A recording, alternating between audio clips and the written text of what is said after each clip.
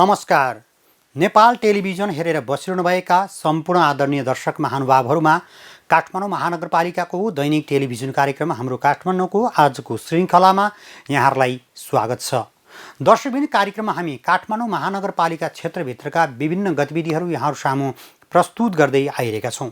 विशेष गरी पछिल्लो समय काठमाडौँ महानगरपालिकाले कोभिड सङ्क्रमण न्यूनीकरण र रोकथामका लागि गरेका विभिन्न प्रयासहरूका बारेमा जानकारी गराउँदै आइरहेका छौँ। आजको कार्यक्रमको सुरुवातमा भने काठमाडौँ महानगरपालिकाले काठमाडौँ उपत्यकाभित्र सञ्चालनमा रहेका सामुदायिक तथा सरकारी अस्पतालहरू जसले कोभिड सङ्क्रमित बिरामीहरूको उपचार गराइरहेका छन् त्यस्ता अस्पतालहरूमा चाहिने अस्पतालजन्य उपकरणहरू सहयोग गर्दै पनि आइरहेको छ। सोही क्रममा काठमाडौँ महानगरपालिकाका प्रमुख विद्यासुन्दर साक्यले भक्तपुर स्थित नेपाल कोरिया मैत्री अस्पताललाई 3वटा भेन्टिलेटर सहयोग गर्नुभएको छ, हस्तान्तरण गर्नुभएको छ। सो प्रसङ्गबाट कार्यक्रम सुरुवात गर्नेछौँ। काठमाडौँ महानगरपालिकाले मध्यपुर थिमी नगरपालिकाद्वारा सञ्चालित नेपाल कोरिया मैत्री अस्पताललाई 3 थान भेन्टिलेटर मेसिन हस्तान्तरण गरेको छ। आइतबार काठमाडौँ महानगरपालिकाका प्रमुख विद्यासुन्दर साक्यले मध्यपुर थिमी नगरपालिकाका प्रमुख मदन सुन्दर श्रेष्ठलाई सो मेसिन हस्तान्तरण गर्नुभएको हो।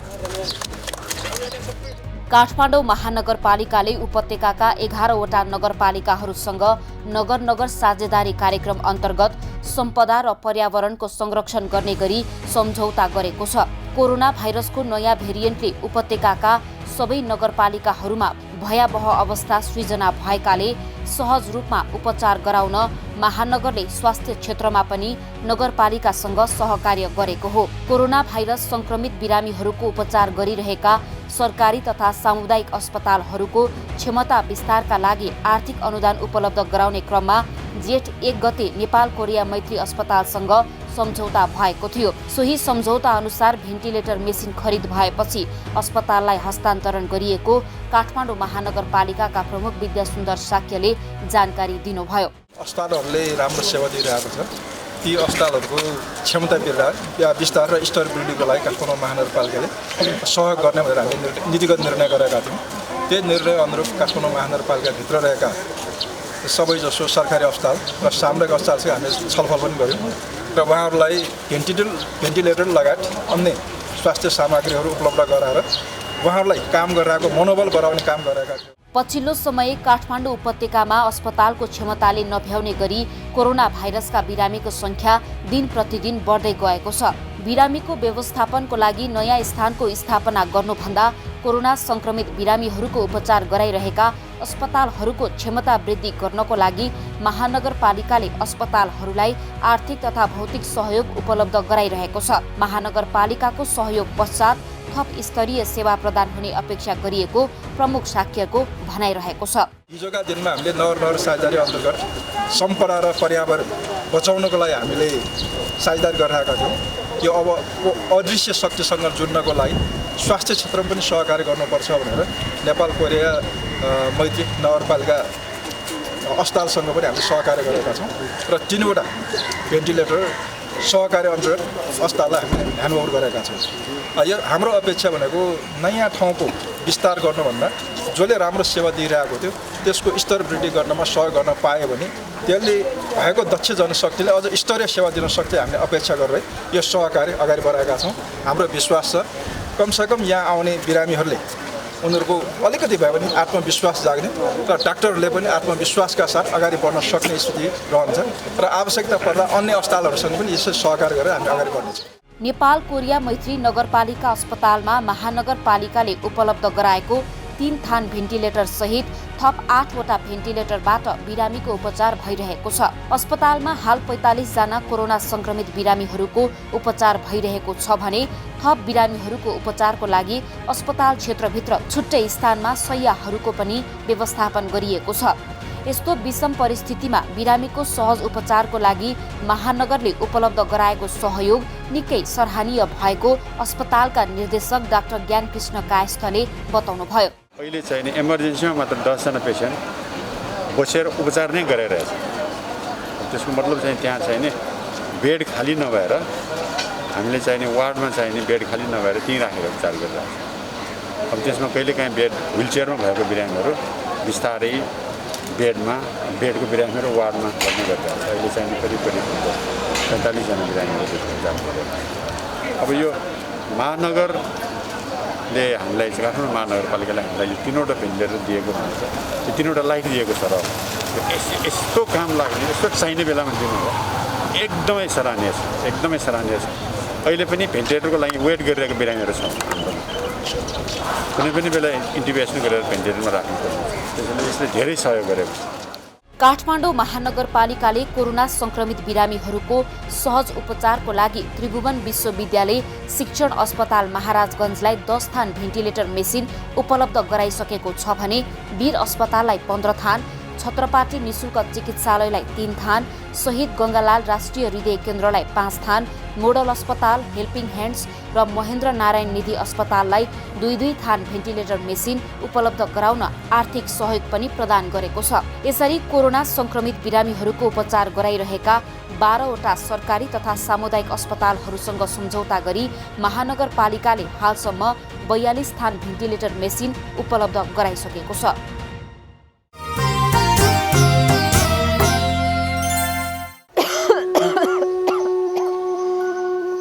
होइन हामी त अघिदेखि खोकेकै छौँ, नुहासो पनि गरेका छौँ, के भयो? केही नि भएको छैन, अलिअलि रुगाखोकीले मात्रै हो, त्यस्तो केही डराउनु पर्दैन।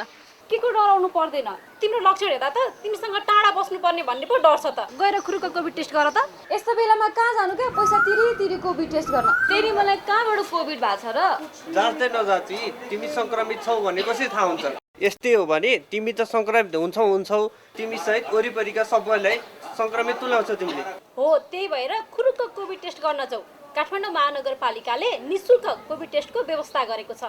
अझ स्वास्थ्य सेवाबारे जानकारी लिन र निशुल्क एम्बुलेन्स सेवाका लागि 1180 र 102 हटलाइन पनि सञ्चालन गरेको छ। यहाँ तिमीहरू धेरै नचाहिने कुरा नगर क्या, मलाई कोभिड केही पनि भएको छैन। भोलि केही गरी कोभिड भइहाल्यो भने कहाँ बस्ने, के गर्ने, कम टेन्सन हुन्छ? कुनै टेन्सन लिनु पर्दैन। महानगरपालिका क्षेत्रभित्र बसोबास गर्ने नागरिकको स्वास्थ्य सेवाका लागि महानगरपालिकाले सम्पूर्ण प्रबन्ध मिलाएको छ। हो, यदि तपाईँको घर छिमेकमा कसैलाई कोभिडको शङ्का छ भने र लक्षण देखिएको छ भने तुरुन्त स्वास्थ्य परीक्षण गर्नका लागि आग्रह गर्नुहोस्। कोभिडको लक्षण देखिँदा लुकाएर बस्दा वा कोभिड सङ्क्रमण भएर पनि कसैलाई जानकारी नदिँदा त्यसले तपाईँको परिवार र समाजलाई समेत ठुलो असर गर्न सक्छ। जनहितका लागि काठमाडौँ महानगरपालिका र काठमाडौँ मिडिया। दर्शकबिन, काठमाडौँ महानगरपालिका क्षेत्रभित्रका सबैभन्दा भिडभाड हुने क्षेत्रका रूपमा तरकारी बजारलाई अहिले लिने गरिएको छ। निषेधाज्ञाका बेलामा तरकारी बजारमा धेरै भिडभाड लाग्न थालेपछि सो क्षेत्रमा आउने व्यवसायीदेखि उपभोक्तासम्मको एन्टिजेन परीक्षण काठमाडौँ महानगरपालिकाले सुरुवात गरेको प्रसङ्ग अबको पालोमा।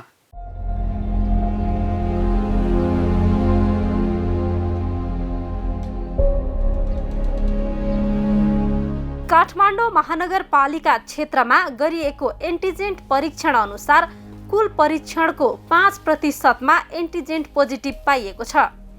महानगरपालिका क्षेत्रमा 2 दिनमा 666 जनामा गरिएको परीक्षण अनुसार 28 जनामा एन्टिजेन्ट पोजिटिभ पाइएको हो। महानगरका कोभिड फोकल पर्सन कविराज निरीक्षक ज्ञानबहादुर ओलीका अनुसार रेन्डम नमुना चयन अन्तर्गत व्यक्तिहरूको छनौट गरी परीक्षण गरिएको छ।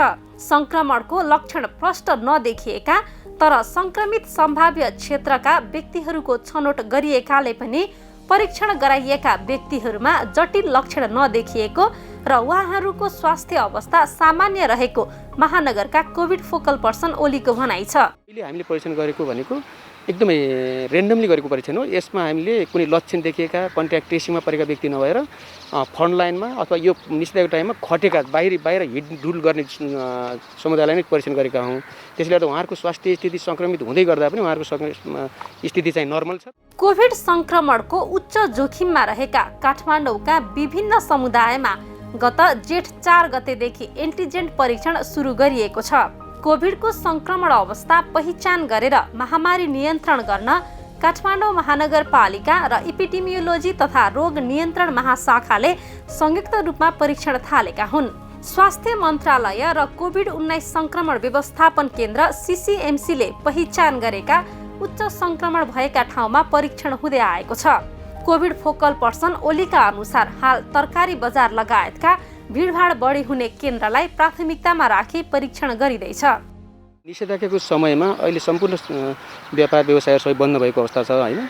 यो अवस्थामा खोलेका भनेको तरकारी बजार, विशेष गरी तरकारी बजार जहाँ बिहानको समयमा अलिकति भिडभाड देखिरहेको छ। त्यो भिडभाड भएको हुनाले पनि त्यहाँ अलिकति बढी सम्भावना हुनसक्छ है, सङ्क्रमण फैलिन सक्ने त्यहाँबाट अलिक बढी सम्भावना देखिएको हुनाले हामीले पहिलो टार्गेट चाहिँ हामीले तरकारी बजार नै गरेका छौँ।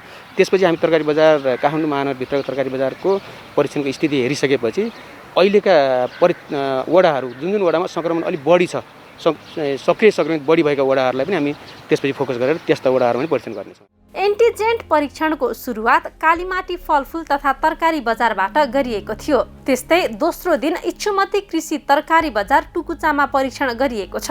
कालीमाटी तरकारी बजारमा 402 जनामा एन्टिजेन्ट परीक्षण गरिएकोमा 12 जनामा पोजिटिभ देखिएको छ।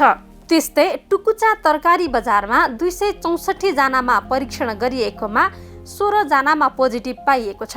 कोभिड फोकल पर्सन ओलीका अनुसार पोजिटिभ देखिएकाहरूलाई आइसोलेसनमा बस्न तथा स्वास्थ्य सतर्कता अपनाउने लगायतका स्वास्थ्य परामर्श दिइने गरेको छ। उहाँहरूलाई छुट्टै एक किसिमले काउन्सिलिङ गरेर उहाँले होम आइसोलेटमा बस्दै गर्दा पालना गर्नुपर्ने नियमको कुराहरू र उहाँहरूले भोलि केही समस्या पर्दै गर्दा सम्पर्क गर्नेदेखि लिएर सम्पूर्ण जानकारी गराइरहेका छौँ। एन्टिजेन्ट परीक्षण कोरोना सङ्क्रमण पत्ता लगाउन गरिने एन्टिबडी परीक्षण हो। एन्टिजेन्ट परीक्षणका लागि नाक घाँटीबाट स्वाब लिइन्छ। स्वाबमा भाइरसको मात्रा धेरै भए यसले सङ्क्रमण देखाउँछ। यो परीक्षणबाट शरीरमा कोरोना भाइरसको प्रोटिन पत्ता लगाउन सकिन्छ। एन्टिजेन्ट परीक्षणले सक्रिय सङ्क्रमणको अवस्थालाई सङ्केत गर्दछ। यो यसअघि प्रयोगमा ल्याइएको आरडिटी टेस्टभन्दा फरक रहेको र यसको नतिजामा विश्वास गर्न सकिने अधिकारीहरूको भनाइ छ। नतिजा प्राप्त गर्न लाग्ने समय, यसमा प्रयोग गरिने ल्याब र यसको नतिजाका आधारमा पनि एन्टिजेन्ट परीक्षण आरडिटी भन्दा फरक रहेको छ। एन्टिजेन्ट परीक्षणबाट शरीरमा भाइरस छ छैन थाहा पाउन सकिन्छ। यो विधिमा प्रयोगशालाको आवश्यकता पर्दैन। पीसीआरको तुलनामा एन्टिजेन्ट परीक्षण सस्तो पर्छ। यो परीक्षण मार्फत परीक्षण स्थलमै आधा घण्टाभित्र नतिजा प्राप्त गर्न सकिन्छ। त्यसैले पनि यो सरल र सहज छ। यसका साथै एन्टिजेन्ट परीक्षणको नतिजा बढी विश्वसनीय रहेको विशेषज्ञहरूको भनाइ छ। जुन नियमित रूपमा गरिरहेका पीसीआर टेस्टमा चाहिँ हामीले कोभिडको भाइरसलाई नै डिटेल उसको अध्ययन गर्ने गरिन्छ भने एन्टिजेनमा पनि हामीले भाइरसको पार्टिकल जुन प्रोटिन हुन्छ त्यो पार्टिकल हेर्ने हो। यो विशुद्ध पीसीआर जस्तै टेस्ट गर्ने सेम साइट हामीले नोजल स्वाबबाटै कलेक्सन गर्छौँ। नोजल स्वाब कलेक्सन गरेर त्यसलाई एउटा लिक्विडमा डाइल्युट गरेर त्यसपछि हामीले आरडिटी किटमा राखेर हामीले तुरुन्तै आधी घन्टाभित्र रिपोर्ट हेर्ने हुँदा पनि यसको अलिकति प्रभावकारी सङ्क्रमणको स्थिति थाहा पाउन प्रभावकारी, तुरुन्तै सङ्क्रमितहरूलाई आइसोलेट गर्न छिटो सहजीकरण हुने भएको हुनाले यो परीक्षण अलिकति सङ्क्रमणको स्थिति थाहा पाउनलाई अलिकति प्रभावकारी रूपमा मानिन्छ। एन्टिजेन्ट परीक्षण समुदायमा गएर ठुलो सङ्ख्यामा सञ्चालन गर्न सकिन्छ। यसबाट समुदायमा सङ्क्रमणको अवस्था पत्ता लगाउन र कोरोना भाइरसको कडा लक्षण भएकालाई तत्काल पहिचान गरी अलग पार्न सकिन्छ। सङ्क्रमितलाई छुट्याउँदा भाइरस सर्ने जोखिम कम हुन्छ। कोरोना भाइरस सङ्क्रमण पहिचानका लागि यो परीक्षण प्रभावकारी मानिएको छ। कसैको शरीरमा कोभिड भाइरसको प्रवेश भइसकेपछि लक्षण देखिन 5 दिनसम्म लाग्न सक्छ। लक्षण देखिनु अघि कोभिड सङ्क्रमण छ कि छैन भनेर थाहा पाउन यो परीक्षण प्रभावकारी छ। हाल सञ्चालित अभियान अन्तर्गत करिब 10,000 व्यक्तिको एन्टिजेन्ट परीक्षण गरिने लक्ष्य लिएको छ। परीक्षणका लागि काठमाडौँ महानगरपालिकाको सहजीकरणमा महाशाखा मार्फत 15 जना स्वास्थ्यकर्मी परिचालन गरिएको छ।